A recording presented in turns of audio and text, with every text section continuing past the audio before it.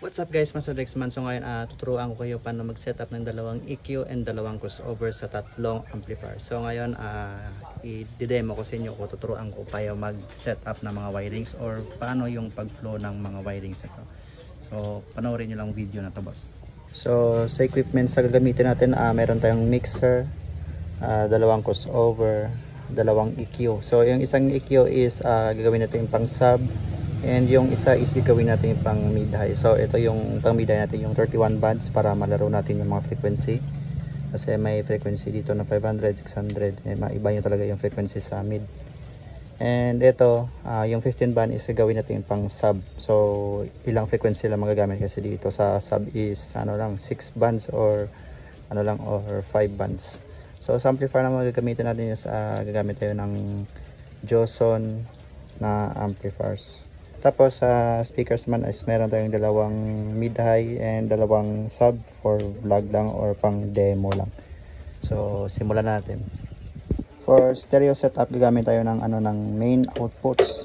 So ayan na yung main outputs. So saksak natin dito yung isang XLR and isa pang XLR na female. So yung output nito is para sa mid-high.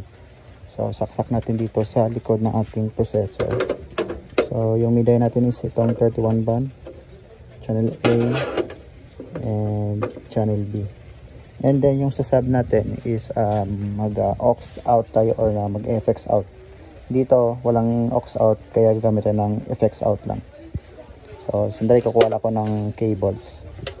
Para sa sub natin na cable, yung input na papunta sa EQ natin is ito yung gamitin natin. XLR na may nakalink na isang cable kasi mono lang yung setup natin.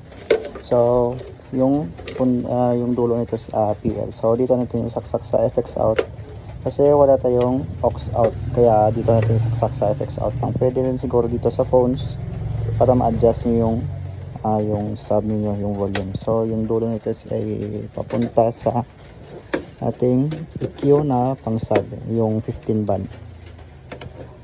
So natapos na tayo sa EQ, papunta naman tayo sa ating crossover. So sa crossover naman, gagamit tayo ng maiksi na link cables. So unahin natin muna yung mid-high natin. Yung channel 1 ng mid-high is papunta rin syempre sa channel 1 ng ating crossover. So yung crossover natin gagamitin is ikalawa, yung sunod. So DBX pala to na 234XS kasi 3-way setup to. So pwede rin 4-way, pwede rin 3-way. So ayun, isa pa output and papunta sa ating crossover. So baliktad, gawin natin color coding para mas okay. And then para sa sub natin, gamit tayo nito, ng mga kulay na to. So maiksi lang yan na cables. So output ng Q natin punta sa ating crossover na isa. And then yung isa pa output is papunta rin sa ating isang crossover. So tapos na tayo sa ating processors. Recap lang muna. Yung output ng ating recap tayo. So yung output ng ating main out ng mixer is papunta sa ating EQ. And yung FX out or yung aux out natin is papunta sa ating isa pang EQ. Yung pang bass natin na EQ. And then yung output ng ating equalizer papunta sa crossover na para sa mid-high. And yung isang output naman ng EQ is papunta sa crossover na pang sub natin. So papunta mag-wirings na tayo sa sub and mid-high. So unahin muna natin yung mid-high. So yung mid natin, since XLR yung input niya, gamit tayo ng XLR. So yung mid natin is dito sa mid-out. Ayan. And then yung sa kabila ganun din, mid-out din. Tapos yung dulo nito na may XLR, dito natin siya isaksak sa input ng ating mid amplifier, which is yung Joson na Joson Jupiter. So saksak muna natin to. Sa sub naman, gagamit tayo ng isang crossover. So dito natin siya isaksak. So sa sub naman is i-low sum natin to. Yan, naka-low sum yan. And dito tayo mag-output sa channel 1. Kasi naka-low sum yung sub natin. Yung epekto niyan, yung channel 1 and yung channel 2 is gagana yan for sub. And yung frequency is nag-a-apekto yan. Yung frequency mo dito sa channel 2 and yung channel 1 dapat pantay para malakas yung tunog niya. And syempre isaksak din natin yung dulo ng ating XLR dito sa ating amplifier sa sub. And then ano natin to, i-parallel kasi isang input lang yung pwede dito. Pwede rin dalawa basta gawin nyo lang. Katulad nito yung sa EQ natin na ginawa. Yung parang may split yung cable. Yung high natin, yung tweeters natin is gamit tayo ng RCA kasi RCA yung gamit natin dito sa likod ng amp natin o yung inputs ng amplifier natin. So dito tayo magsaksak left and right yan. And then isaksak din natin to sa crossover, sa outputs ng crossover sa high. So yan din sa kabila. So set na tayo sa ating wirings. So sundan nyo lang step by step yung cables natin.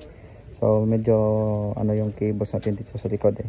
So ulitin nyo lang video kung gusto nyo na matutunan talaga yung ganitong setup. So maglagay na tayo ng power cables nang ma-testing natin yung set na to. So eto na guys, isa-sound check na natin. So meron tayong signal na pumapasok sa mixer natin. So ayan, makikita nyo may signal na yan.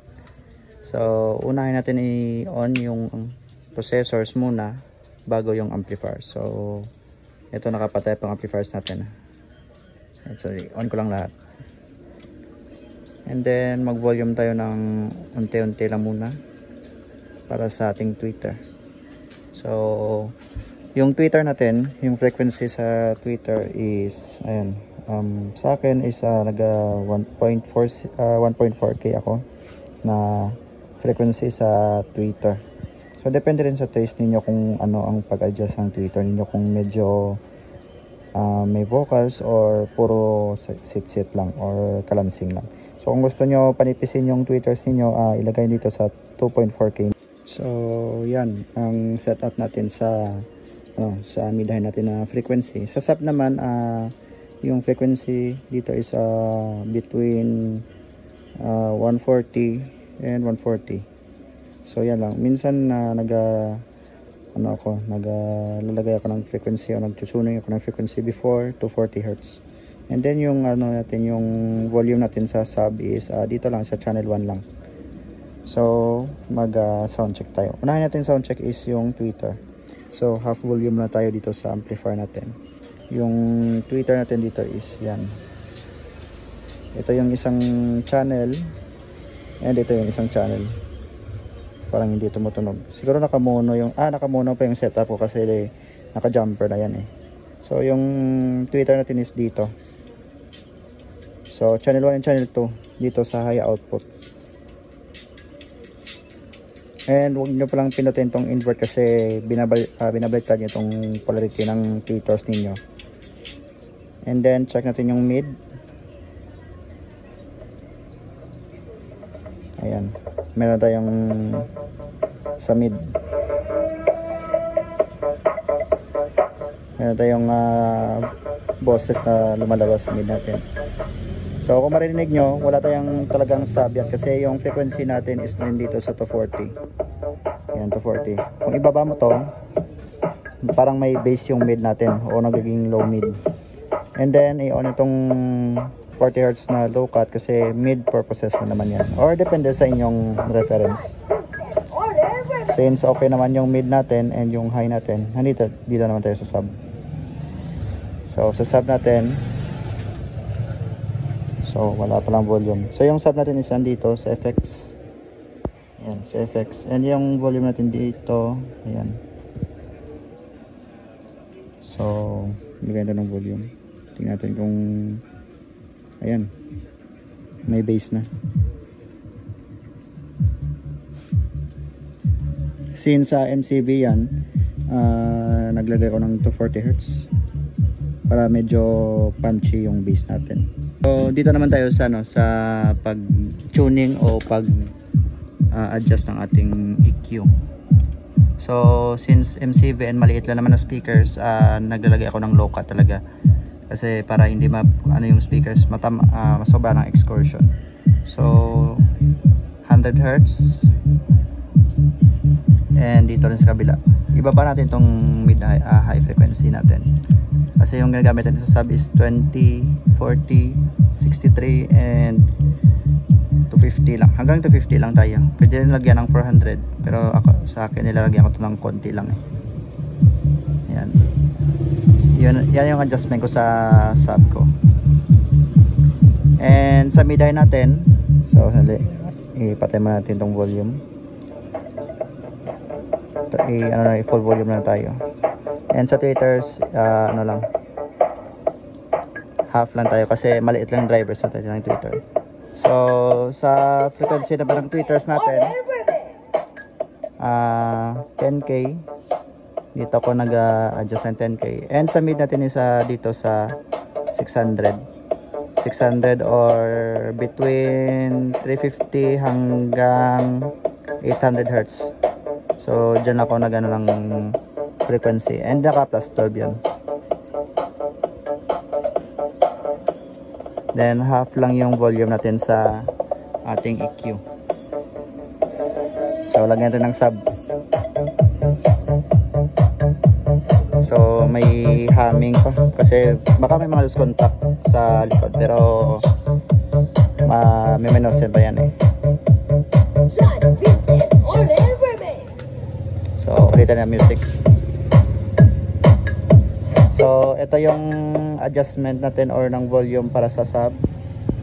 Yan yung effects.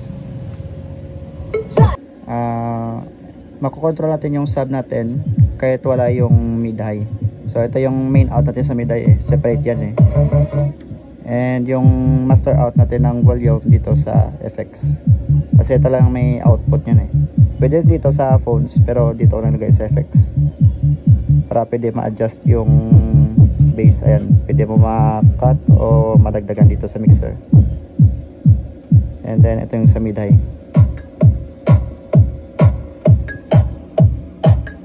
So yan lang yung setting natin sa mid high natin. And sa sub yan, ganun din. So lagyan natin ng dagdagan pa ng volume.